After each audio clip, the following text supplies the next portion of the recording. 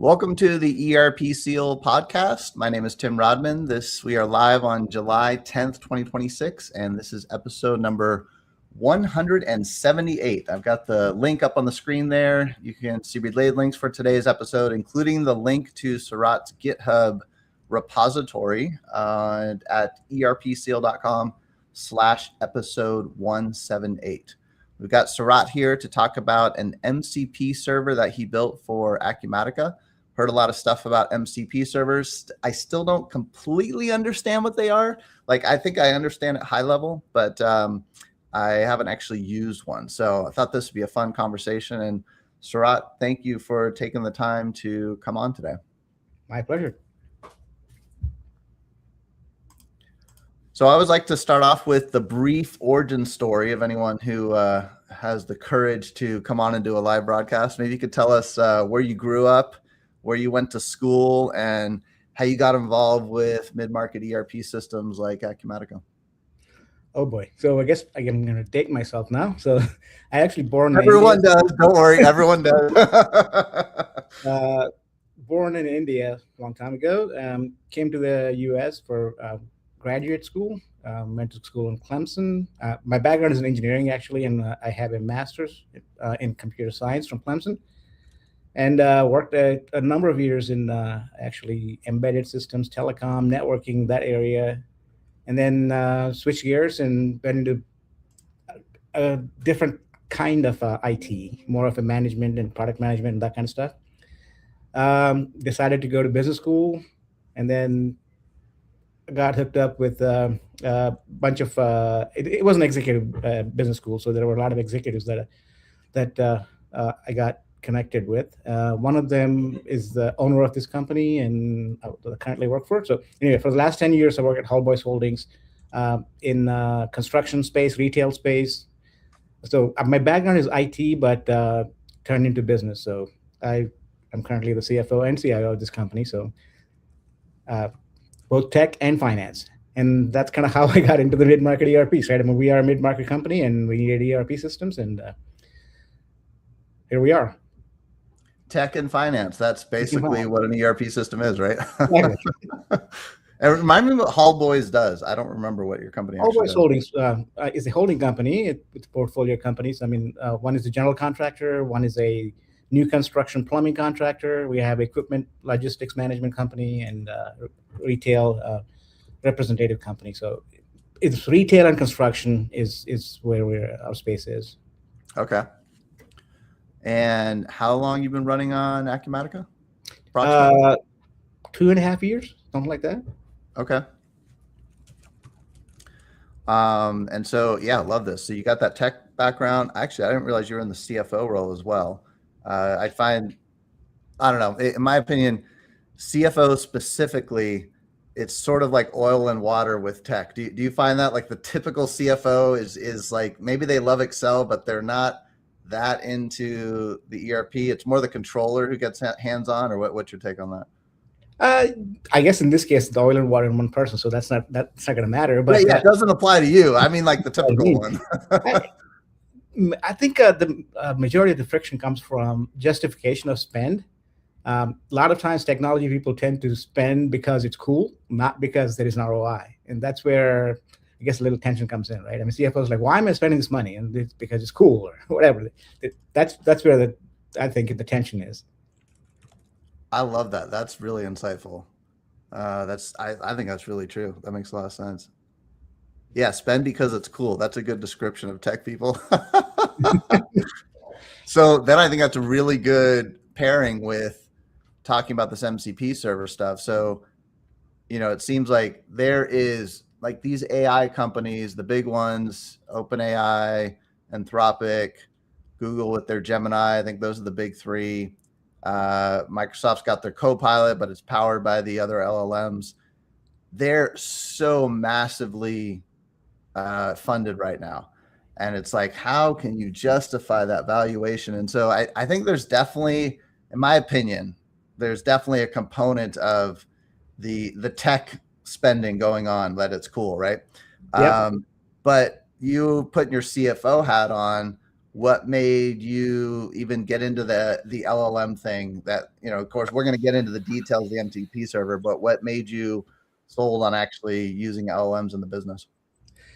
So I guess it can't be the CFO hat; it has to be CIO hat. But regardless, if you're if you're awake and if you have a pulse, I think you'll be exposed to AI every day in the news, right? So you can't not pay attention to it. The business of getting into AI, I mean, I've been watching. Actually, I've been pulling people back all through maybe late 2025, saying it's not ready yet. Don't depend on it. Don't use it. I actually use it, but it's not at a point where you can trust it, kind of a thing. Right? There's a lot of hallucinations and a lot of confidently sounding wrong answers. Things changed in late 25, early 2026. I mean, the latest frontier models came on board. The Sonnet and Opus, they were amazing. I mean, they're just the reasoning capabilities built into them. So it's still hallucinates, still gives you confidently wrong answers, but more often than not, they're really helpful in basically distilling information very efficiently. You know what the typical Silicon Valley term these days for this is 10xing your productivity, right? I mean, you do 10 times the work, not necessarily that's number of work. You actually do more work, kind of a thing. So, I mean, wait, say that part again. I actually haven't heard that. What's the 10x productivity thing from Silicon Valley? AI is going to 10x your productivity, right? I mean, that's 10xing. Okay. That's the claim, huh? Okay. That's the claim, right? So that's why I deserve to be paid, kind of a thing. That's the thing that's going on. I mean, I don't know if it's about 10x, but it definitely improves your productivity. I mean, just started using it and then introducing slowly to other people in the organization, and everybody loved it. I mean, right now, half the organization is using it in some fashion or the other, right? Using it meaning there's a lot of it's there, right? So I stopped pretty much my Google or Bing usage. It's probably very little now. Most of it is going to be in Claude. Although there is a right way and a wrong way to use Claude. Claude's not Google. ChatGPT is not Google. You can't type 2 words in there and expect meaningful answers. That's not what they're good at. They're good at synthesizing information from the context you provide them. So you got to tell them exactly what you're thinking and what you need. So it's a little bit more effort, but then again, what takes you, 2 hours researching it and Googling it and even Ogg forums or even community, Acumatica community, whatever, you can just simply frame your question right. It will do that for you really fast and synthesize information. So that's how we got into LLMs. And again, if you point the people in the right direction and give them the right context, they'll use it. A lot of our users are not tech users. They're plumbers and they're construction project managers and whatnot. So they don't really know technology. But if you show them how to use it, they are using it in very interesting ways. They are the experts. They're the domain experts, right? So now they have these tools that they don't. Think of it as like a really smart intern or that actually has 100 PhDs. You got to tell them exactly what to do, but they'll do it really fast. And they figured it out. A lot of them figured it out, are in the process of figuring it out. So that's the power, right? I don't know if you got there with your question, but that's kind of where we are. Love it. I didn't realize the timeline. So I'm actually super encouraged / I don't know. You're making me feel good with the timeline because I didn't start paying attention to the LMs until January of this year, 2026. That's probably the right time to pay attention. Right in your time frame there. Yeah. So I'm on the one hand, I've been drinking from the fire hose, feeling late to the party. On the other hand, things did change. I've picked that up from a number of places. It was actually a friend who texted me about something he did over the weekend with an actual development workflow in the real world that got my attention, specifically with OpenClaw. That was actually Joe DiPaolo. He was on a previous episode. And anyways, yeah. So you make me feel a little bit better that I'm not totally behind here. And you mentioned the other name, OpenClaw. That's also came into the limelight in the January, February timeframe. I mean, again, OpenClaw is a different animal altogether, but it did got the attention of many people because there was a lot of exaggerations. You know, the what was it? Claw book or whatever, the Facebook equivalent that somebody built, and OpenClaw is just talking to each other, and all of a sudden AGI is here, Skynet's here. It's like, nah, it's a lot of it is fake. Molt book, I think it was. I'll put it on the Yeah, that's it. episode page. erpseal.com/episode 178. Yeah, I'll put a link to that. But yeah, so anyways, I think it's just encouraging that, okay, we're not really that far behind, right? And I love your skepticism about Silicon Valley claims. I totally think the same way. Like, I don't care about your shiny tech. Like, tell me how it's actually going to affect the real world here, right? And that there's always a long tail of adoption in enterprises. I mean, I was reminded of this at the recent Acumatica Summit in the partner session. They pointed out that, at least according to their data, still less than half of companies are running on a cloud ERP system. It was like somewhere in the 40%, so it wasn't like drastically, but still less than 50%. And if you think about it, cloud ERP has been around since the late 90s, right? So a few decades into this technology, and it's still less than half adopted. And that's just the way it goes in enterprises, because you got a lot more important things to do than the techie stuff, right? So anyways, yeah, I think we're just kind of riding the wave, and I think you're probably way ahead of most companies in terms of, you know, actually building an MCP server and stuff. So anyways, that's just really encouraging. It's nice to step back and be reminded all this hype and stuff in the news about how you're behind. Maybe we don't buy it, huh? Yeah, we're just kind of we're right where we should be. Although I do want to caution that you better get on the bandwagon, because you will get left behind if you wait a year or two. Because unlike the previous tech revolutions like the internet or whatever that changed everything, this time it feels different. It is a lot more. The acceleration is a lot higher, right? I mean, it's changing almost on a weekly basis. What's available, what the capabilities are, and what people are doing with it. So the earlier you start looking at these things, the better you are. Because if you wait 2 years, it may not be 2 years equivalent to the previous tech revolution. It may be 20 years is what it feels like. So yes, we are in the ground level, but it's probably better to get on it rather than wait and see. See if you like this analogy. Have you ever gone apple picking? Yep. All right. So if you go apple picking, you try to take the apple off the tree, and if it's not ripe yet, you kind of have to like yank it off the tree. And if it's ripe, it just it just comes right off, and you get an idea of how much force you need to apply to get a ripe apple off the tree, right? But then if you wait too long, to your point, it just falls off on its own, and you can see all these mushy apples lying below, right? So we're past the need to do this with the LLM. We're right at the point where it can just fall right off. But to your point, if you wait too long, it's just going to get all mushy and you're going to be left behind. So yeah, I don't know if you what do you think about that? That works. Yeah. All right, cool. So, all right. So we're in the right time to start looking at it. Before we get into the geeky MCP server stuff, what specific use cases are causing you to go out and reach for an LLM? I think that's something a lot of people are still hunting for. In general day-to-day life, or specifically something to do with Acumatica or whatnot, right? So just in the business. Yeah. So, all right. So day-to-day life, I think you already hit it. You start with a Google search. There's other things we could talk about on the personal side. I totally think that's the place to start. Like, don't start at work. Start in your personal life and just try using it. That's the way to start. But then, since you built an MCP server for Acumatica, I'm assuming you actually found use cases at work. Just talk to me about those. Yeah, MCP is specifically for work, but not necessarily. I mean, there's all other tools like Booking.com, or other people built it too. I mean, there are thousands coming up every day. But leaving that aside, what do you use these LLMs for? Actually, terminology-wise, I don't like to use the term LLM. I don't use the LLMs directly. I use them with an agent, right? I mean, I use Claude personally, but you can use it with ChatGPT. Or any other tools the other agents that are running on your computer or in a web browser. The difference being LLMs are just the brains with no state, no memory, nothing. Agents are the ones that actually make it happen with tools and web calls and all that stuff. Not to get too geeky, but I mean, in the early days of LLMs. No, please do. Yeah, in the earlier days of LLMs, you just have a window into the LLM. So you ask a question, it gave you an answer. That's pretty much it. It's done. So it wasn't very useful. So that's when all these prompt engineering, you got to massage your prompt and say it this way in this tone, and all that stuff came about, right?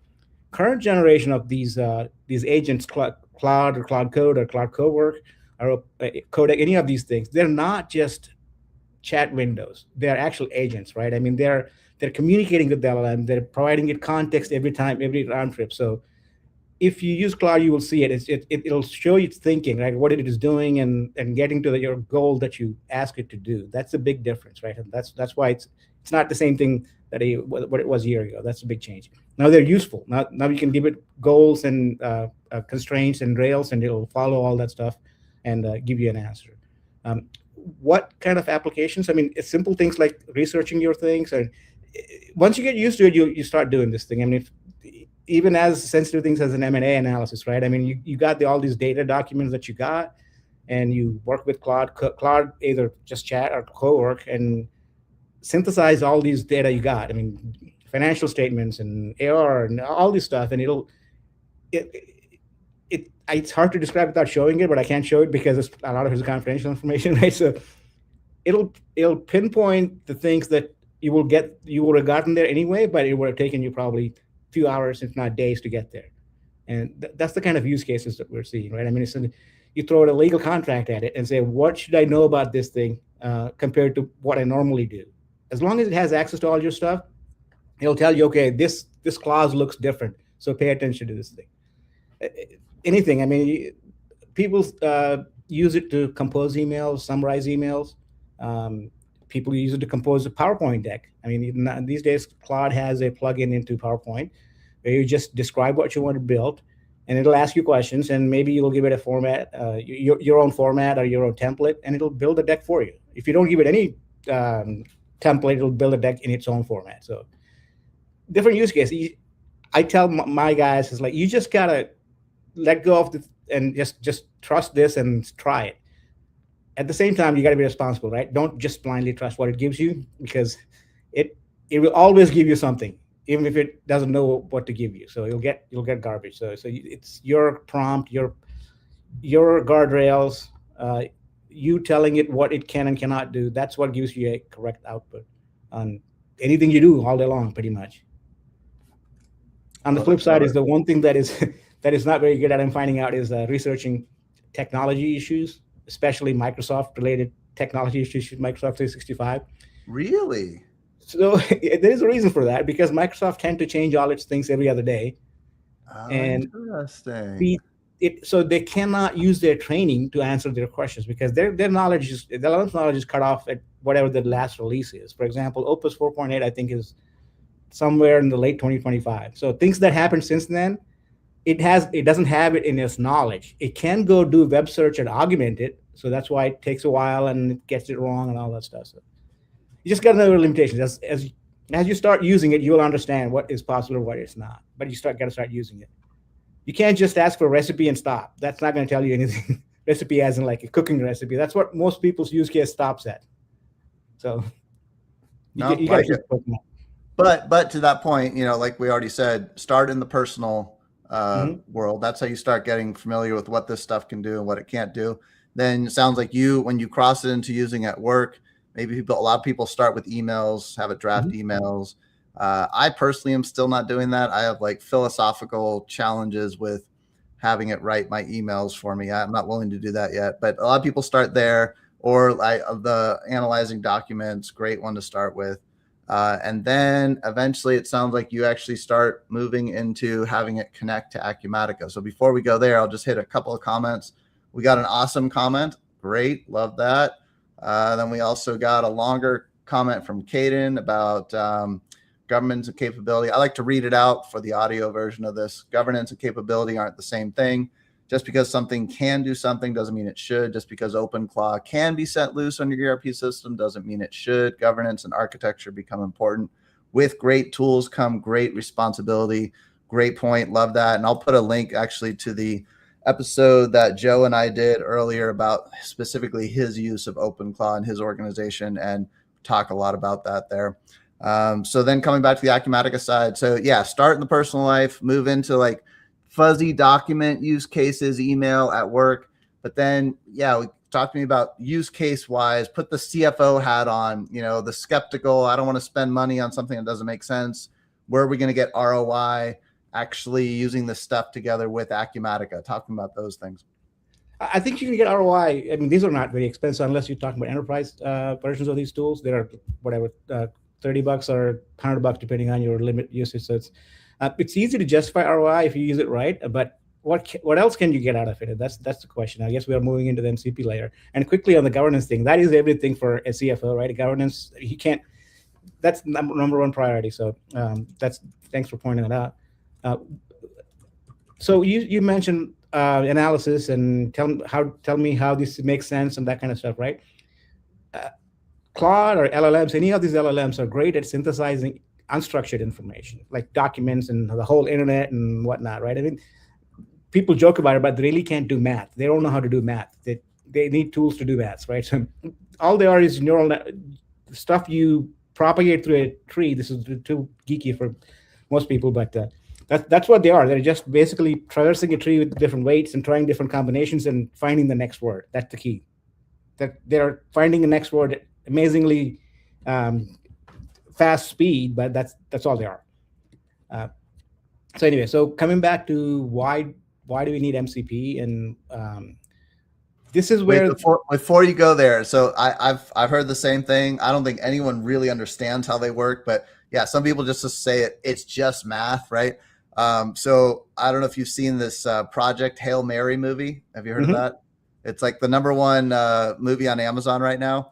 And I don't know, I haven't looked at any like reviews if people are talking about this, but so I watched it, and it's basically like someone who forms a friendship with an alien in outer space, like years away from Earth, and to save the solar system, etc. But to me, one thing I picked up, like there's scenes where they like are interacting with each other, and they eventually figure out how to talk to each other. But when you can actually see what the alien sees, like how the alien sees the human. And when I'm looking at that, how they depicted it, it sort of makes me think of how maybe an LLM thinks. It's sort of like maybe an illustration of that. I don't know. Did you pick that up at all in that? But again, they have a different bias than LLMs. LLMs don't think. They have no cognitive capabilities. All they are, again, I mean, it's next token prediction kind of a thing, right? So it's just, I don't want to anthropomorphize. They're not humans. They're nowhere near a human being's brain. I mean, maybe it'll get there one day. I'm not AGI pilled yet. Okay. All right. So yeah, maybe that movie's overpitched it. But anyways, I was picking up on some AI themes in that movie for sure. So sorry, I'll let you get back to it. So where was this? I was saying LLMs are really good at synthesizing unstructured information, text, mostly text, but images and audio as well.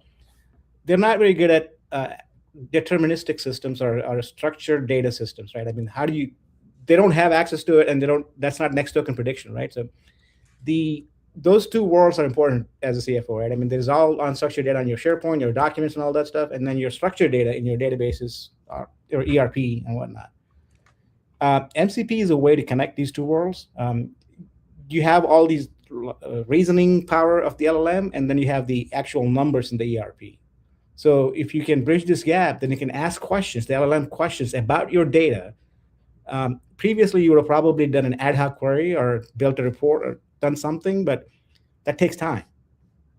That takes time to do all that stuff. And sometimes the CFO doesn't know how to do it. So he's got to go to the IT guy or go to a data analyst, and I want to answer this specific question. So they have to build it. It's the round trip is in days, if not weeks. But if you have the LLM connected to your ERP system, again, governance is important, data access is important. Now the non-technical users can ask questions in plain English language, and this protocol will connect to your ERP and get the data it needs without you prompting it, and synthesize that data and gives you answers. Does it always give you the right answer? It didn't used to, but now it's getting pretty good at it. And you'll pick up if there is a discrepancy in the answer, then you push it saying that it doesn't look right because these two shouldn't be this way, and then it'll go back and try to correct itself. It doesn't have any feelings, so you won't hurt its feelings if you tell it it's wrong. So I love how you keep making that point. It's not human, and I'm totally with you. Yeah, I have trained myself to specifically refer to when I chat with ChatGPT. I'm really pushing myself to refer to that as an interaction, not a conversation. Anyway, so similar thinking there. This is the machine we're dealing with. So, but it sounds like your first use case that caused you to sort of extend the you like using the agent name. So extending Claude into Acumatica was data analysis, sounds like. So basically, can I use the word reporting or getting data answers to data questions? That's your use case that caused you to build the MCP server. That's right, and that's still the use case because it's still only read-only a server at this point. It doesn't do anything in Acumatica. That's on purpose. I mean, I'm not confident in letting OpenClaw loose in ERP or even Claude loose in an ERP, right? But it can read stuff right now. So, and it can give you very, very good insights. And in my company, people are doing it every day. The procurement guys are using it to answer questions on the refreshment levels or what seems low and that kind of stuff. You can do all these queries inside Acumatica as well. You can build a GI, or you can go to click 5 different screens and synthesize this data. But Claude's on your phone, 6 a.m. in the morning, 7 a.m. in the morning, you're drinking coffee and thought pops into your mind and you ask the question, it goes and gets it. So that's the removing the friction kind of a thing. Love that. Yeah, you're actually doing the real world. So yeah, let's geek out on it. Let's dive into the details. So I'll give you my super basic understanding of MCP and then you flesh it out and tell me where I'm wrong, all that kind of stuff. This would be like you teach me what MCP actually is and what it isn't. So I think MCP stands for Model Context Protocol. That's right. I think it was a protocol developed by the Anthropic team that makes Claude.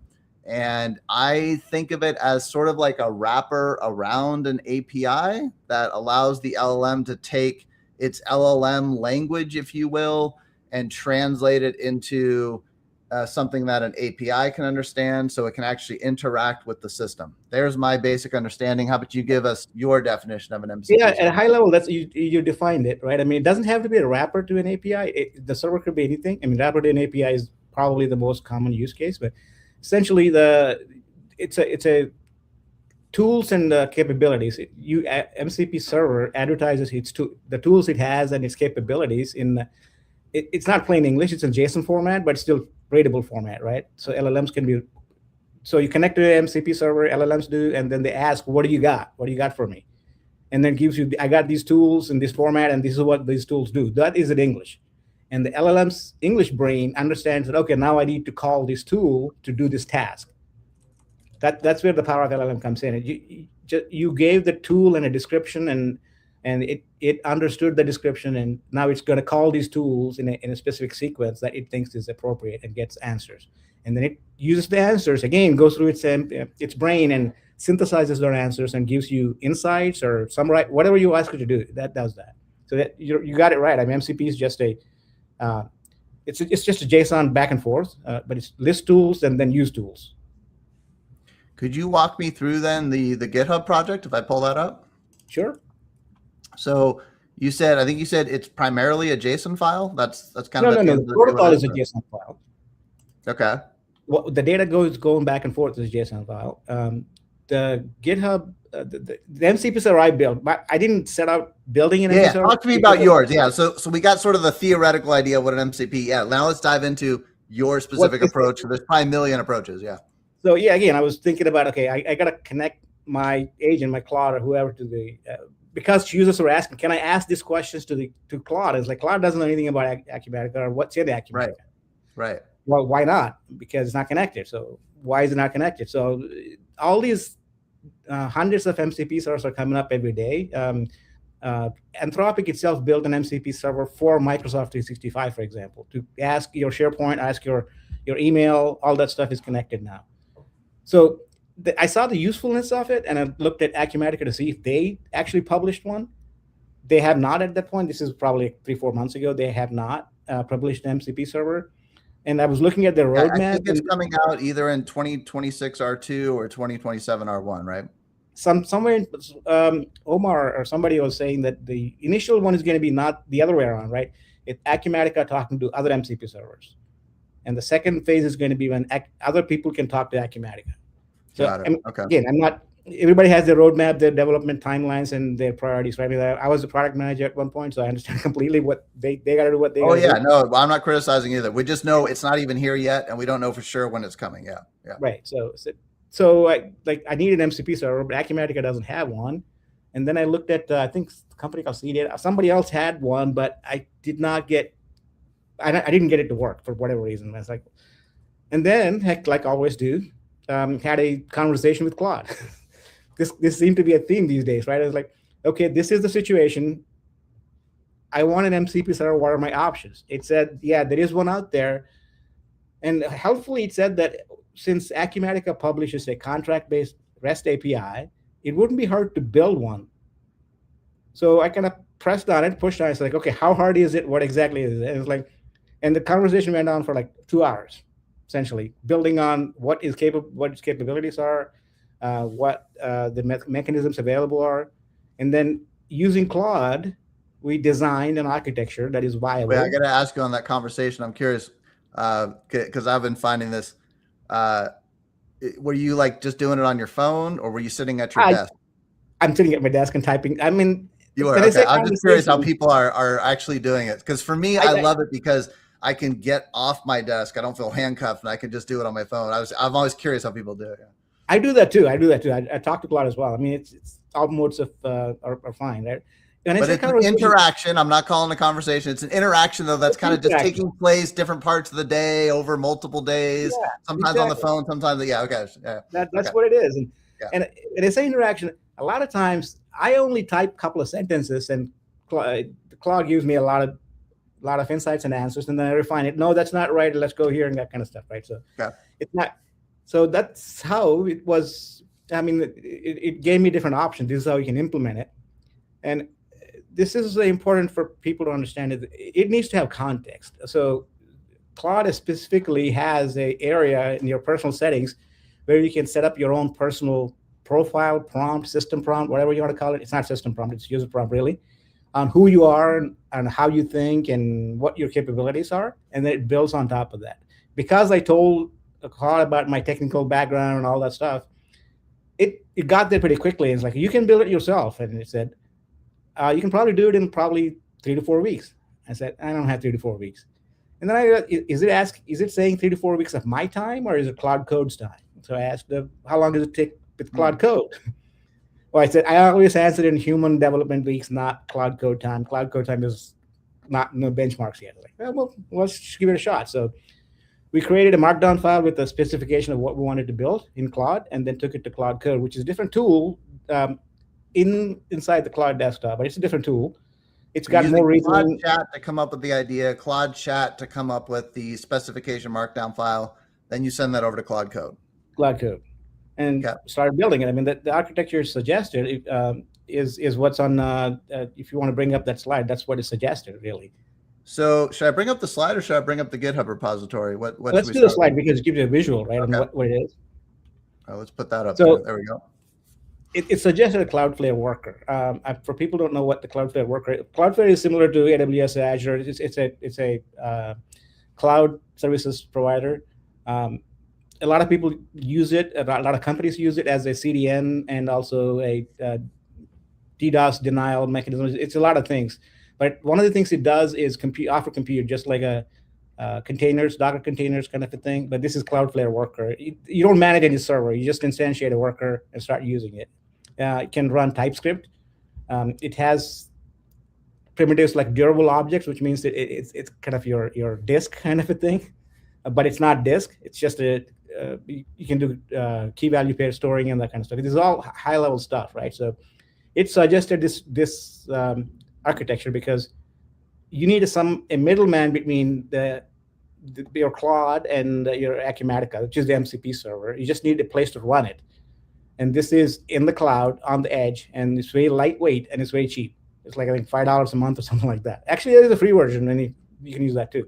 I've been wondering how people are spinning things up, because I don't want to deal with the infrastructure. I don't want to spin up a server and have to manage it. Okay, so this takes care of that. All right, got it. I mean, that's in general our philosophy in the company. We actually are not on-prem anymore. We don't have anything on-prem. Everything is in some kind of cloud, and so this extends that architecture, right? It's just Cloudflare publishes things like they're all very DevOps friendly, so you can spin up this whole thing with the command line argument, like this Wrangler. Their tool is called Wrangler to spin up all these things, provision all these things. And by the way, Claude Code knows all these things. I'm not manually typing in Wrangler commands. I just tell Claude Code, Sure. I want you to do this. It will create the worker itself. It will create all the config files itself. I'm just talking to Claude in plain English, but I know what a Cloudflare worker is.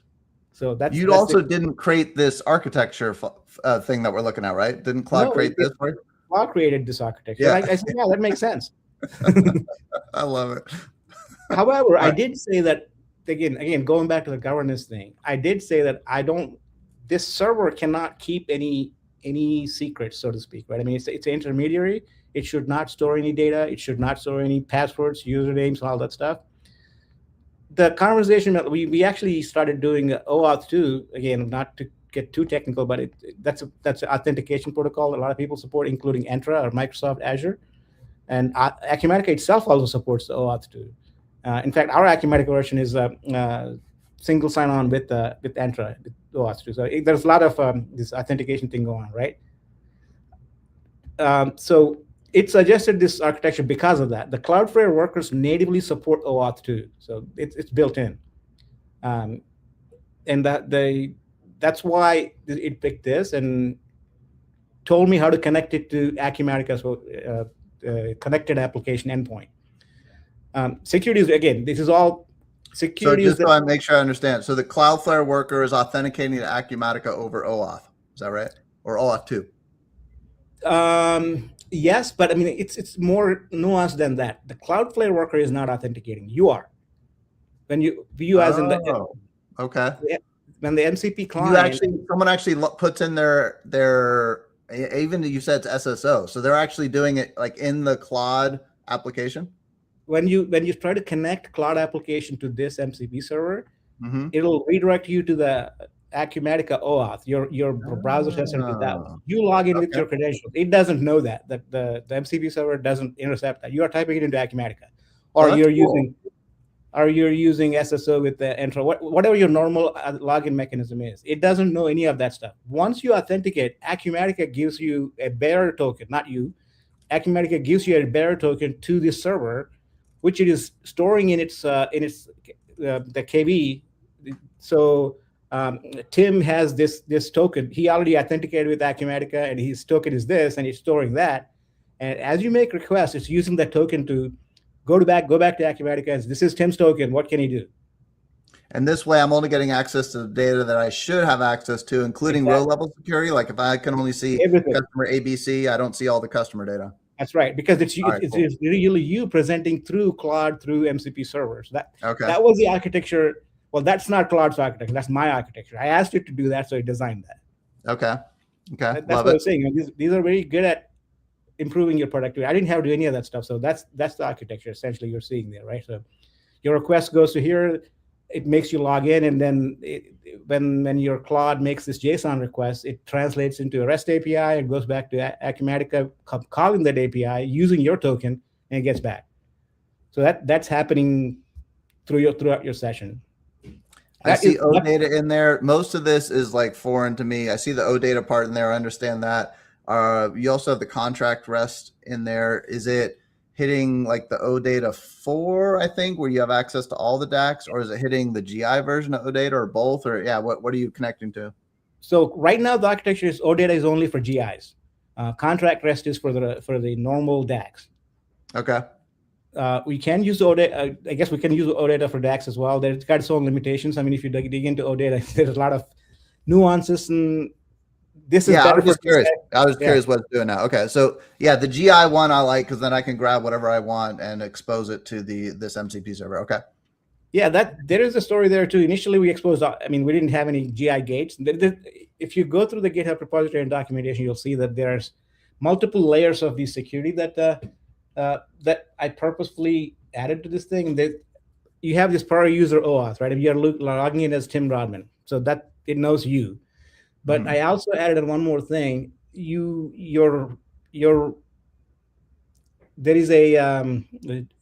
is a way where there's a GI in the system that the Cloudflare worker tries to access, and the system admin needs to give you access to that GI. So not only are you logging in, but somebody consciously said that Tim's okay to use the MCP server.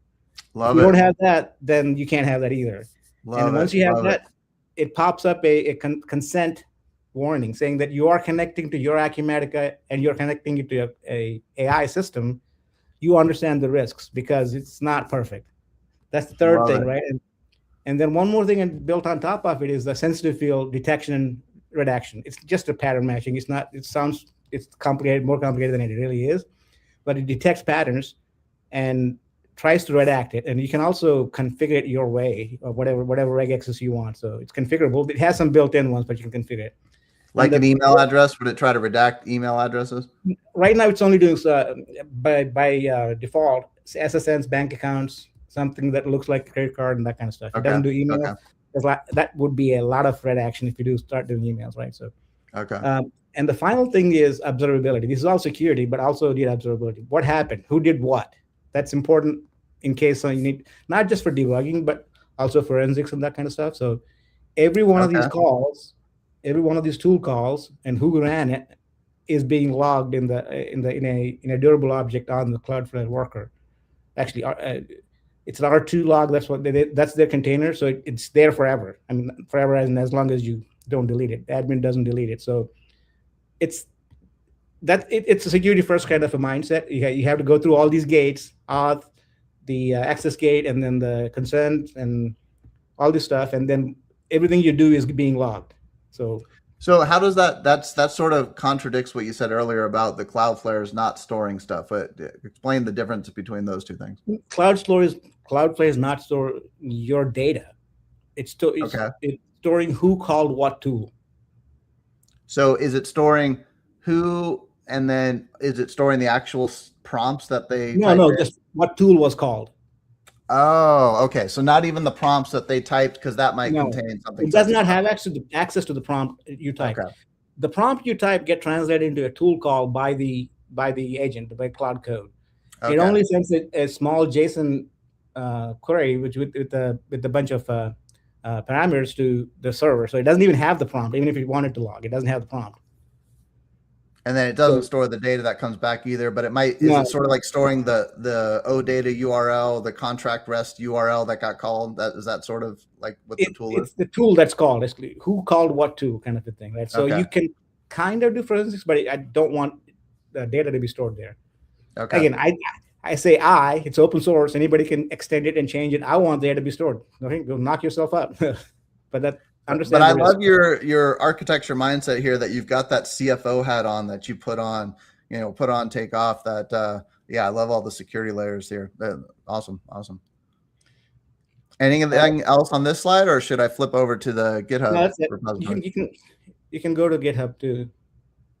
All right, here let's put us down here, and then let's put, where's my screen? Is this my screen?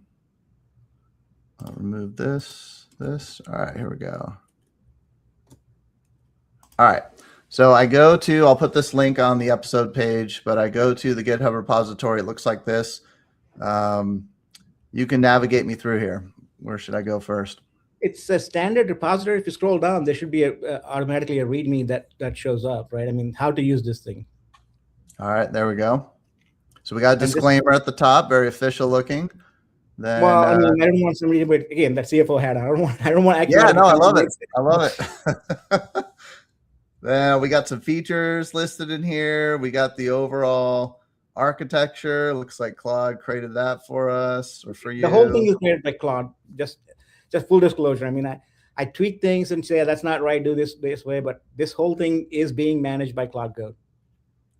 So then we've also got a setup path. Well, here, prerequisites. Actually, talk me through the prerequisites a little bit. So this is where I would love to actually utilize this thing and walk through the details myself so I can learn the innards of it. But I know at this point I need to set up a Cloudflare account. You said the Cloudflare worker is pretty cheap, $5 a month or something, you said? That actually is a free tier as well. But it is pretty cheap. And so you're actually able to use this now for the MCP server, which can be used by a bunch of people. So it's not a per user cost. Probably the biggest cost you have is the token cost for Claude that's getting consumed, right? Well, exactly. But well, it depends on what plan you're on. If you're on an enterprise plan, it is per token because there is no free lunch in enterprise. But if you're on a team plan, it is either 20 or 100 or Oh, $200. because it's related to the specific user who connected to it, isn't it? Correct. Yeah. Oh, okay. I hadn't thought It's about your that. Claude. There's no Claude in here. All right, cool. And then what about the Node.js part? Like, I know nothing about that. Is that something you put on Cloudflare, or where does that live? No, that's what it's using. But when you deploy it, it's automatically deployed. It's already built into the infrastructure. So that's nothing you have to do. But is that something that has to be on the machine that's running Claude, or is that something that lives in the Cloudflare worker? It lives in the Cloudflare worker, and it's automatically deployed when you deploy this thing. All right, got it. Okay.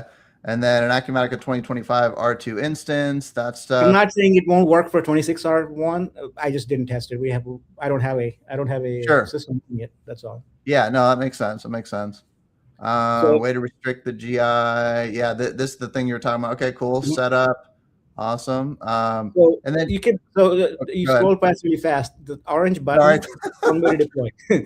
What do you want me to go back to? Back to setup? Orange button that says deploy to Cloudflare. Okay.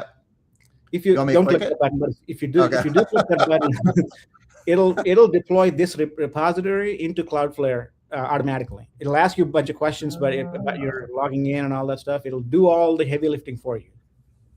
Cool. That's one way to do it. But if you don't want to, then you won't understand what actually it's doing. So again, you want the easy button, or you want to understand what's going on, kind of thing, right? Yeah, I'll probably do it manually. Just all right. Should I scroll further then? Yep. That's one way to do it. It's just saying that, right? I mean, that's exactly the instructions. I love that you highlighted it. Set some secrets. Okay. The philosophy in these days in the Cloudflare workers and all that stuff is your tokens and the client ID is not really a secret, but it can make it a secret. The secrets are one way. Once you set it, nobody knows about it. Even you can't even read back. Yeah. Right. So you better remember. I've never done this on the Acumatica side. I've done this a bunch with embedding Power BI in Acumatica, where I do it on the Azure side. But this sounds like the same kind of idea that's going on. So it deploys it. Go in. We update some Acumatica variables. Anything you want to comment on here? Just what it says. I mean, that I went through it, and it's all pretty well commented. And the second part, path B, the one-liner installer, again, easy button. You can do that. But manual setup is where you're understanding exactly what you're doing. The first step is curl. I'm curious. This curl command, is this something you would just run on any terminal, or is this something you somehow do you actually get a terminal line when you log into a Cloudflare worker? You don't log into Cloudflare worker. It's just a so it's just something you do on any machine, anywhere. Any machine, yeah. Okay. This speaking about OpenClaw, this is coming from OpenClaw. I guess they popularized this one-line curl command on installing OpenClaw. Oh, interesting. Okay. All right, then path C. So path C would be the one you'd recommend for if you really want to understand the details, huh? Yeah. Okay. The first step is cloning this. Again, I'm assuming that people know what GitHub is and repositories and Git repositories, right? It's essentially you're creating your own version of this source code base somewhere on your Git. And then we create the worker. First, you create the namespace to store the tokens, and then worker uses that. You said the phrase Wrangler before, and I didn't know what it was. Now I see it. Remind me what that is. Wrangler is the command line interface to Cloudflare. Okay. So you interact deploying things and creating keys and that kind of stuff using Wrangler. You can also do that in the UI of Cloudflare and Cloudflare dashboard, but again, this definitely looks cooler. This would make me feel like a more like a real developer if I did it this way. Again, it's the same instructions that you saw earlier. Putting the secrets in there, that's the command to put it in there as opposed to in the UI. Got it. Oh, this will actually. Oh, this will do the Cloudflare, or my token store would be my Acumatica credentials, and this is how I would push those credentials into Cloudflare. So the token store is the KV cache in your worker. That's where the auth tokens. Remember, the user logged in, so now Tim got a token, and then the worker needs to remember that and then hand it to Acumatica on every interaction. That's where it's stored. Oh, right. It doesn't actually store. Okay, right. It's a user by user. Okay, now I got you now. All right. So then configure the Wrangler, set the secrets. Okay. And then you deploy it. This is awesome. And since you have the repository on your machine or wherever it is, you can continue development on your own, change things. Really cool. So like I said, this is a Claude code generated repository. So if you are using Claude code, it will read the claude.md and other files in this repository. And it will already have a baseline understanding of what this is and what can be done with it. From then on, you can just plain English ask things for it to do. If you don't understand something, ask it to explain, and it'll do that for you by reading source code, doing all kinds of stuff. And so this is why I copy the GitHub repository. That way I've got my own code base, and I can then just do the same thing that you did to build it. I can use the same process to tweak it. And then if you want to contribute back, you can also raise a pull request back to me, and I can, again, this is where it gets iffy, right? I mean, I just got to evaluate, make sure that it's not a malicious thing, and then fold it back into the main thing so other people can get it. Or yeah, you put full CFO hat on when you're evaluating one of those requests, right? Yep. I mean, you don't have to. You can just leave. You can fork it and leave it. Don't tell anybody. You didn't even fork it. You just cloned it. So nobody else knows about your development if you're doing it this way. But you can fork it, and then other people will know about your development. But that's a different fork of that tree. So just typical normal Git open source. Just developer stuff. This is sort of out of my GitHub's still new to me. I've never cared about it. I've only cared about it because of these Claude, etc. utilizing it. So this is cool. So then I got some Acumatica stuff I need to do. This you need to do either, whichever way you want to use it. This is on the Acumatica side. So I set up some stuff in Acumatica. Anything to highlight here? No, that, like I said, there is a GI that is used to test your access to the system, and you create the GI and you manage the permissions in whatever way you choose, groups or whatever. It's up to you. What we did is we created a user role called MCP access, and if you don't have that, you don't get access to the GI either, so you won't be able to use it. Right. Yeah. It's not an actual user role. It's a GI that you created. Yep. Oh, no, you actually did. You did a user role. Oh, you did both. Oh, okay. Interesting. The GI is nothing. There's nothing in it. It just is. It gives you one row. But the main thing is, does it actually give you access, or did it fail? Yeah. It'll fail if you don't have access. Yeah, because otherwise, just creating a role. Yeah, no, I understand. Yeah, I got you. So that's just want to quickly mention that creating a role wouldn't work because user and user roles are not exposed via the API. Okay. I figured it was some technical reason like that. Yeah, that makes sense. Okay. And then this is the stuff I added like a week or two ago. The first go around, all GIs were discoverable.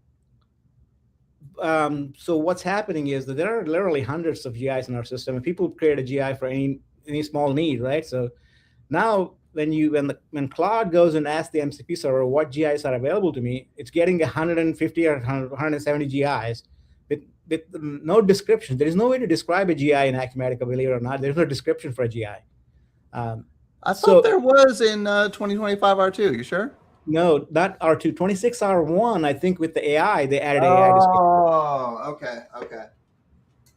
So it's getting confused, so to speak, right? I mean, because there's no description, there's 170 GIs, so it's guessing the use of the GI by the GI name, and that's the only thing it has. So that was getting kind of hairy there. So what I did is added a couple of fields to the GI design and GI results DAX. I think that will be native in 26R1, the description you're talking about. It's the same field. And I also added a Boolean exposed to MCP to each GI. That way now, by default, you don't get any GIs. That was one thing I wanted to ask that earlier. I was wondering if you added your own checkbox or if you just used the regular exposed via OData. It sounds like you added your own. Yeah. Okay. Exposed to OData is different from exposed to MCP. You have to have OData exposure before you can do MCP. But just because you're exposed to OData for, let's say, for use by Velixa or something like that, you don't have to expose it to MCP. I was wondering that. Okay. So How would is there like a customization project on here that I would deploy exactly the same stuff? Okay. The customization project is in this repo.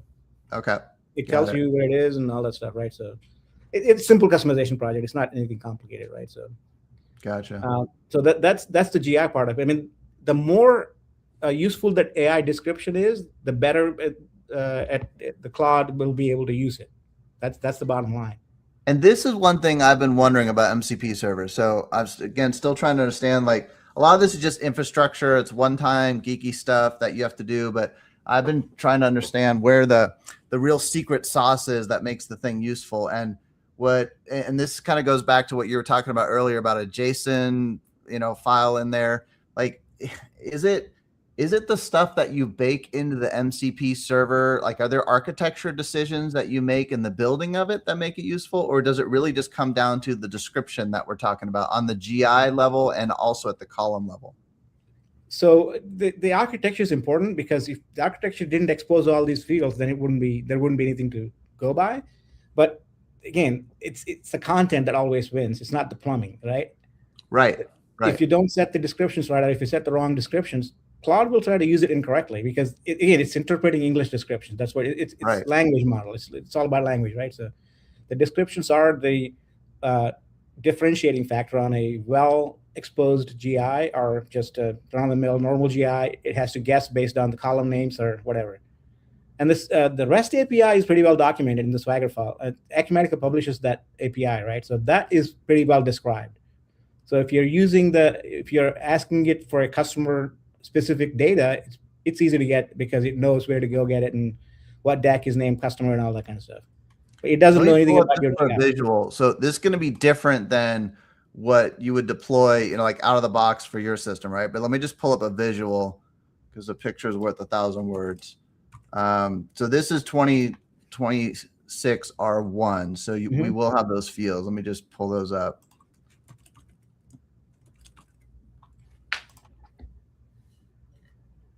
Also, quick time check. Are you able to go over 5-10 minutes? Or you have a hard stop at the top of the hour? Yeah, that's fine. All right. Awesome. Appreciate it. I'll still remember if there's some already out there. Let's see. I don't know. I'm just going to pick one randomly. So to just give some visuals to what we were just talking about, if we look here, this 2026 R1, different than what you built, but there's two different concepts. There's the expose via OData, and then there's also the checkbox you built to decide if the MCP server can say it, right? This is what it looks like in 2026 R1. But yeah, this is different. This is for a different purpose, but it's similar. The expose to AI assistant is not to expose to MCP server. This is for the internal built-in AI assistant. Right, but same concept in the sense that you have two different decisions to make, right? Yeah. And you will see the AI description. If you hit the 3 dots, there is a thing that says AI description. Yeah, then this is the description we were just talking about. So this would be a generic inquiry level description. And here's where this is really the most secret sauce of it, that we're all trying to figure out what to put in here to make it do what we want, right? Yeah, you pretty much need to give a paragraph or two on what this GI is designed to do, what its limitations are, what the typical uses are. The more information you give to the LLM, the better it is. Yeah, so I feel like there's a whole episode to be done on that when people are actually really using this in the real world. But yeah, we'll just highlight this with big red arrow. This is kind of the secret sauce that makes the thing actually work. For the GIs, yeah, for the GIs to be useful. And if you click into result grid, they also have the column. Yeah, so did you do this as well? Did you add a field on the results grid side? Yep. Ah, you did. Okay, so you have it both at the GI level and at the column level. Yes, I think here we go. So we have an actual column level description. Okay. Gotcha.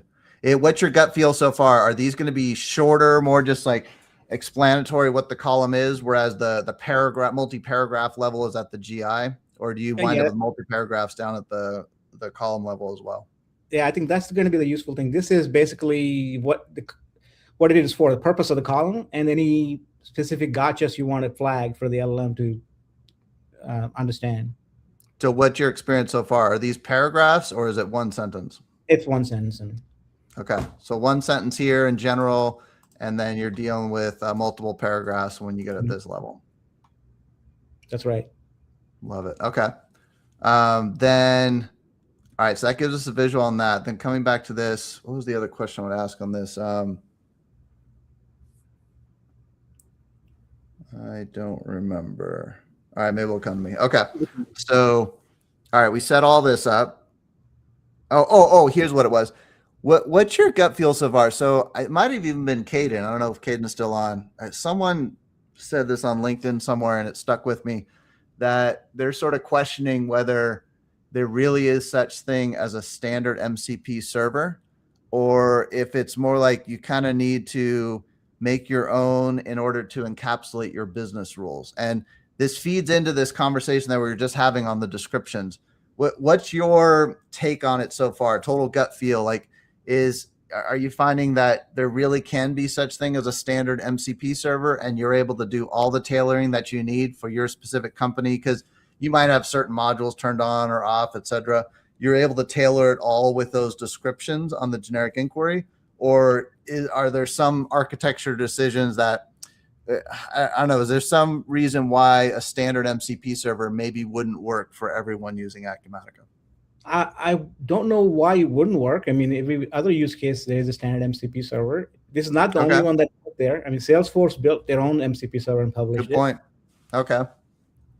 So I'm not going to blame Caden if that idea doesn't fly. It was someone, I don't remember who it was, but yeah, it got me thinking about it. So far in your experience, you feel like this thing up on GitHub could be used by anyone, and then you do the tailoring down at the description level on the GIs. For the GIs, and that there are two paths, right? The GIs, you have to do the description and the heavy lifting yourself. For the REST API, Acumatica did it for you. So, right. Okay. What's next? What's on that? Custom domain, optional. And then this is how you connect to it. Once you deploy all the stuff, which is not trivial task, but it's not difficult either. So this is how the user adds it to their Claude client. Yeah. If you're on a Teams or Enterprise, there are two levels to it. The administrator has to enable the MCP connector first, and then you connect it to your Claude.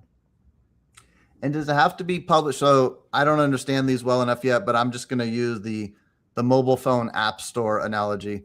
Like, does it have to be in this sort of centralized public app store to use it? Or is there a way to just connect to an MCP that's not in the official list of MCP servers? Yeah, there is no official list. You just have the URL. Okay. So it's totally private. It's not something that now anyone in the world can see. Now, Anthropic does maintain a public MCP server, but this is not a public MCP server. This is for us, our enterprise. So we don't want to publish it. So that's cool. I didn't realize that. So like phones don't really have that ability to have just sort of your own app store, but agents or MCP servers do have that ability when you're dealing with Claude, at least. Yeah. I mean, even phones do. If you're meeting management MDM by your organization, they have the capability to push their own app. But that's not. I didn't even know that. Okay. Okay. All right. Then this is also on the user side, connecting to Claude Desktop. And also, it's not just Claude now. So I just got the update yesterday. I've been mostly using ChatGPT myself, but there was a major update to the app yesterday where now there's a chat and a work button on the top, similar to how Claude works. And there's a bunch of, they might call them plugins, but they're basically MCP servers. So yeah, there's probably a set of instructions that would work in ChatGPT as well. Every tool has a different name for it. And Claude calls it connectors. Yeah, like you said, I think ChatGPT calls it not a plugin, something else, but it's a different name, but the same thing. Extension, yeah, maybe, yeah, whatever it is, it's using the MCP server technology to accomplish it. Right. Yeah. Okay. So that's all it is. This is where they would be putting in, somewhere in this set is where they'd put in their user credentials for Acumatica. It pops up when you connect to it. It'll pop up to you. Not pop up. It'll redirect a browser session to your Acumatica. If you're already, no, it'll still come up with a browser session, and then you have to log in with whatever mechanism you use, SSO, Active Directory, or your normal thing. Gotcha. That's cool that it works with SSO. That's really interesting. Then you're listing out the tools. Are most of these tools related to the standard API and GI kind of a thing? Yep. There are a few tools that are list tools and that kind of, those are generic, but then the rest of them are each of it is a REST API. I didn't do every single one of them. There's like 40 or 50 more that I can do it later, but these are your core ones, right? I mean, your GL and sales orders and purchase orders and that kind of stuff. And then this is probably, for me, I'm more of a GI route. So this is where the part where it's talking to GIs and that's fair. You can grab whatever data you want, right? Yeah. One other thing that I should point out is there's a lot of, I mean, you don't want to hammer Acumatica with this thing. So there is a lot of built-in rate limits and record caps and all that kind of stuff. And it has a little bit of a caching as well. These are all architectural decisions that I made and Claude implemented for me. It limits 3 concurrent queries at any given time and 40 per minute. So anything more than that, the Claude client will get a wait and try again kind of a response. And it respects that. This is way more comprehensive than I was expecting. This is really cool. Yeah, and then there's a record cap. So there's just like Acumatica, there's 1,000 records per query. I mean, I don't want to accidentally list the 50,000 stock items we have. That would take forever and hammer the thing, right? So it will only return 1,000 records and say, do not paginate, meaning don't keep asking me for more. Like that. Basically says, use a filter. I'm only going to give you 1,000. That's cool. Yeah, and on the concurrent API connections, that's mostly an issue with all the standard contract stuff. It's less of an issue when you go the GI route because Acumatica, at least at this point, to my knowledge, isn't limiting how many GI requests you can make. It's more just about taxing your system resources, right? Is that your understanding? That's my understanding as well. But still, I don't want a GI returning 50,000 items either. I mean, yeah, no, I agree. Yeah, because then you're going to slow the system down. No, I'm totally with you. I mean, these are all what do you call it? War stories. I mean, you get hit with it once and like, oh, I gotta deal with that. It only takes once for you to remember it, right? And there are several more things like that. I mean, that we discovered, right? I mean, in OData, if you expose a GI that has parameters to OData, you are shooting yourself in the foot silently. Oh, I actually didn't realize that. So you find the filter command to be better than the parameter passing? No, it's not just better; it won't work. Oh, really? I knew it was added. You haven't found a way to actually make it work? No, it returns wrong results. If there are GI parameters that are required and you don't supply them, it'll just give you wrong results. That's documented somewhere. Oh, required. Okay, so you found that like using parameters over OData works. It's the required parameters that don't have a value that just doesn't. Yeah, and then it's not very obvious on what's required and what not. So it's just better to not expose. Okay. That's why if you use Velixo, they also tell you if you expose any GI to me, don't put any parameters on there. Oh, I didn't know that. Okay, cool. I'm out of date on that stuff. That's cool. And there's a bunch of stuff like that we found out, like user is not exposed, and a lot of these space padded keys returns with space in it, so your comparisons fail. It's just normal developer stuff that you run into and you fix. I love this. It's sort of like a little hidden secret link here, but to me, this is super useful. You've got a bunch of example prompts. That's cool. Again, full disclosure, a lot of it is done by Claude. I look over it, but I don't think I like this kind of stuff. I was like starting with the end result. Like if I were going to show this to a non-developer person, I'd probably start with this page personally. Just get them thinking about some ideas of how they'd use the thing. That's cool. So, but one thing to keep in mind is, so let's, for example, what is GL account 40,000? Yes, that's cool. You can also go into the Acumatica screen and you look it up for yourself, probably faster than going into Claude, typing it in Claude, figuring out it needs to access the MCP server, asking MCP, it'll probably be faster. But compounding it, if you have to click through 10 screens and 12 screens and you got to remember that value and put in this value, that's where the real value comes in. This is kind of an ad hoc query tool that can do things for you in a complex round trip kind of a thing. The simple lookups, it's always easier to do it directly in Acumatica. But then again, you have Claude on your phone, like I said, and you're at a restaurant and all of a sudden you just thought popped into your head.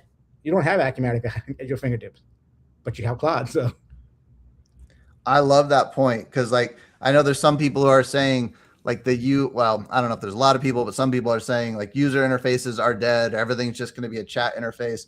I don't buy it just because my own experience. Like I'm planning to do a whole podcast episode on this, just like a simple example that I've been using personally to track my calorie intake, which has been quite enlightening. And I've lost about 10 pounds just actually knowing how many calories I consume every day. And I'm using like a chat GPT with a GPT to do it, an Airtable. And anyways, my point is that I'm learning this myself, where like there's some times where I reach for the natural language interface, and there's other times where I just pull up the Airtable table because it's faster. And there's definitely need for both. And I think you're kind of making that point there. Do you agree? Yeah, it's like, look, everything is not a nail just because you're a hammer, right? Right tool for the right job. Yeah, totally agree. Love that. So love those examples. Then we've got the other documentations. I love this. And even though Claude created it, I just love that. I don't know. Even if like AI is the author of a book, I still like that there was at least a human who was driving the thing, right? And they kind of were comfortable enough to publish it. So even though, yeah, full disclaimer, Claude created the majority of this, you at least took a look at it. You probably didn't look at all of it, but I still trust it a lot more than if I were to try to generate this on my own. So I still really appreciate this level of documentation. Yep. Security, platform, awesome. And then if I go back to the top, like the rest of this, it specifically, I wanted to ask you on the 1,000 record limit. Like if I wanted to change that to 2,000, do you know off the top of your head where I'd go to do that? You don't have to go into code to do that. Again, I'm like you. I guess I want different contexts to be able to do different things. There is actually an admin interface to this thing, where you can change the record. The three things you can change: record limits and the red action regex variables. Those three things you can change using the admin thing. The admin interface also is where you can see the logs. Where do I learn about that? It's I don't know, documentation somewhere. Let's see if we can find it real quick. Admin tool, admin console, docs admin. Let's see. Oh no, it's once you deploy it. Oh, sorry.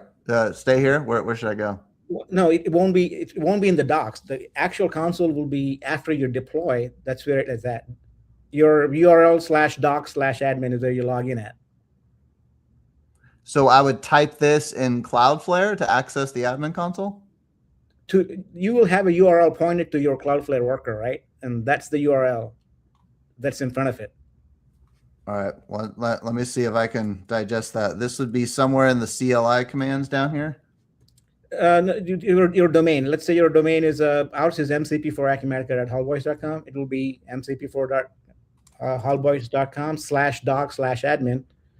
So wait, let me get there. This would be down here. It would be you said it where I could change it, or is that what you're talking about? Cloudflare gives you that workers.dev hostname for free, but you can create your own hostname as well. And then I would run like a curl command against whatever this URL winds up being with the /doc/admin or something. Not curl, just in your browser. Oh, I didn't realize Cloudflare had just a good old fashioned browser GUI interface. Yeah. Oh, cool. Okay. Is that like just something Cloudflare comes with, or is that something that's built into this tool that you built? It's the node server that's running all these things is just an HTTP server. But the fact that there's even a web interface, that's something you built into it. That's not something Cloudflare comes with. No, there is actually a different thing called Cloudflare Pages that gives you that information, that gives you that capability. But this is just a worker. That's just a container. The node.js server I gave you is part of that. I love it. I don't think that. So what I wanted to come back here to highlight, I'm just going to echo what Harsha says here. Sarat, thanks for making it open source. It sounds like we are extending this into Acumatica screens for config and ability to interact with GI. We'll showcase a video. Cheers. I just like to echo that and just say thank you for making this open source. Like, this is way more comprehensive than I thought it was going to be. And I'm really looking forward to playing with it. Like, and yeah, just to me, even the part that you built in this admin console with a nice, simple web page that I can go in and change that 1,000 record limit just appreciate one, all the time you put into it. I know it was a work project, but you making it open source, we really appreciate it. And it's, again, it's actually a two-way street. It's beneficial for us as well, right? I mean, I love open source projects. I mean, the whole internet runs on open source, Linux and all that stuff, right? So the benefit to us is that if other people extend it, find bugs, fix it, add functionality to it, we all benefit, right? That's the promise behind open source. And that's why it's done. And there's really no company specific anything in it. This is all generic. So it's not like we're exposing our secret sauce or anything like that. Sure. And then like you said, you're going to benefit by learning from others. Yeah, exactly. I love it. I mean, there are other things that we're working on with Claude Code, but it's company specific, that are not going to be open source. But this is, because it benefits everybody, and it's not a competitive advantage, because I'm sure Acumatica will come up with their MCP server in a year or so anyway. So then this may be a moot point, or maybe not. Maybe this is better than theirs. Who knows? Sure. Yeah. Or even the ideas that you put in here maybe never would have made their way into their MCP server if you didn't put this out here. So, and that way you'd still benefit, right? So I love it. I love it. There's one other thing I wanted to ask you about, and I think this is like a perfect transition into it. But before I go there, anything else we should highlight in that GitHub repository? No, I think it's good. I mean, you can interact with GitHub. I will answer questions there. On Acumatica community, I will answer questions there, and I'd ask questions there. So, well, I hope that I find time to play with this in the next month or so, and maybe if I have the guts to do this, because the problem is you look like a total fool when you do something like this, which normally it doesn't bother me, but I might even just do it as a live broadcast of me stumbling through this and trying to figure it out. We'll see if I do that, but I'm looking forward to it either way. And yeah, I really appreciate the introduction to it. Yeah, no, that's awesome. So I feel like we could do a whole episode just on the generic inquiry descriptions and the column descriptions. Cause I don't know. I still, you agree that still is kind of like where the secret sauce is. When you said you didn't put your company's secret sauce into this MCP server, where the secret sauce lives is in those descriptions. Do you feel like that's right? Absolutely. So here's one more tip for everybody. If you're struggling with coming up with the description, take the GIS XML, put in Claude, and ask Claude to describe it. Love it. So love it. A lot of this sounds like Inception, asking AI to describe something that is useful for the AI, but that's how these things go. They don't remember that they answered their question. Yeah, and the reason why it's still useful, someone's like, well, then why not just let the AI figure it out on the fly? The reason why it's useful is, one, they don't have access to that XML when it's running over the MCP server. And two, it's speed, right? You're like, it's all about like asking the AI one time and then sort of packaging it up in a way that the AI can learn it faster the next time it needs it. Is that a good way of describing it, you think? That's a great way of describing it. And again, to extend on that point, don't just give the XML and say, describe it for me. Give the XML and give it some context. This is what this GI is supposed to do. And read the XML and ask me any more questions that you need answers to before giving me the description. Then I'll go through and do some more reasoning and logic, and then it'll perhaps ask you questions to refine the result.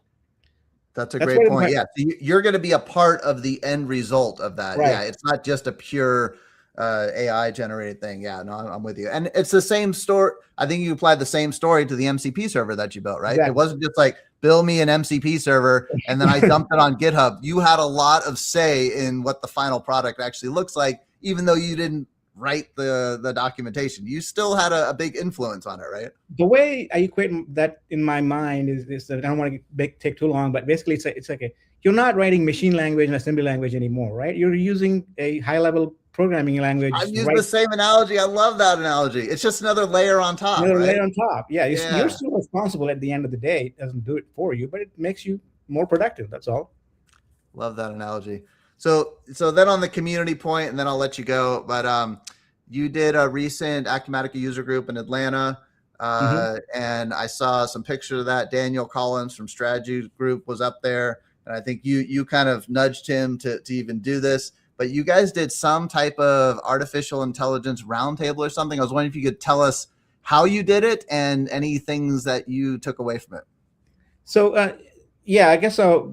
I was part of the board in the Southeast community. So Debbie was asking about ideas for topics and whatnot. So I said, an AI roundtable. Actually, first we thought a session on AI would be good, but then I said maybe AI roundtable would be better because then we kind of figure out what everybody's doing with it and where they're on their journey. And then she had the idea of asking Daniel to kind of moderate that, and that's what he was nudging and asking questions. It was interesting. I mean, there's probably 50 people in the room, and everybody's using it some level.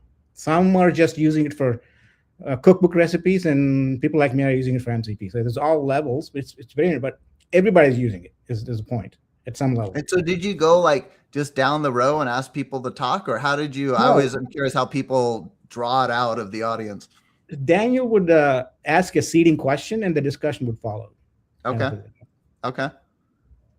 I've been really interested in doing those. And so I was curious. So it sounds like you guys actually did it. And you being like super expert MCP server, you still got something out of it, or what was it like for you? The context of what everybody's using, what their level is and what the comfort is. What are they, are they using on OpenAI? Are they using Anthropic, and why, and that kind of stuff, right? I mean, it's always, again, this is a very cutting edge frontier field. It's always good to understand. No one knows everything, right? No one knows everything. If somebody says that they're an expert in AI, that they're lying.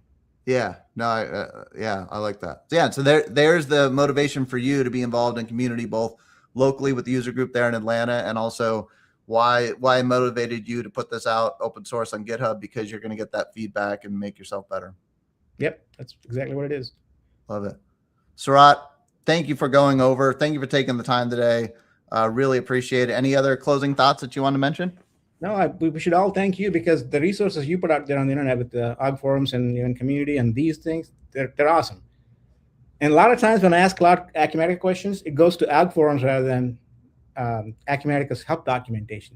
By the way, that is so funny. I've heard people tell me that, and I still don't understand why. There's one reason maybe Acumatica wants to fix this thing. A lot of the Acumatica help documentation is behind not a toll gate, but basically the robos.txt, don't crawl me kind of a thing. I don't think that's helpful to Acumatica. It may not be intentional. I will bring it up with our channel to see if they can take that off, because I mean, it helps everybody, right? I mean, Claude answers questions from official documentation as opposed to community posts. So interesting. Have you seen the new Beacon site that they just launched this week? I have not yet. So there's beacon.acumatica.com. They've got an AI agent built into it. And so that's obviously crawled all the help documentation. But yeah, I don't know if they solved the robots problem with that new site. Yeah, I don't know, because not everyone's going to go to the site to ask. They might just use Claude like you guys. Yeah, that's interesting. Well, it sounds like we both got a similar mindset on community. Like, we know it makes us better, but in other aspects, it's a labor of love, right? Yeah, exactly. You give a lot and you don't always get a lot back, but it's still enjoyable. That's okay.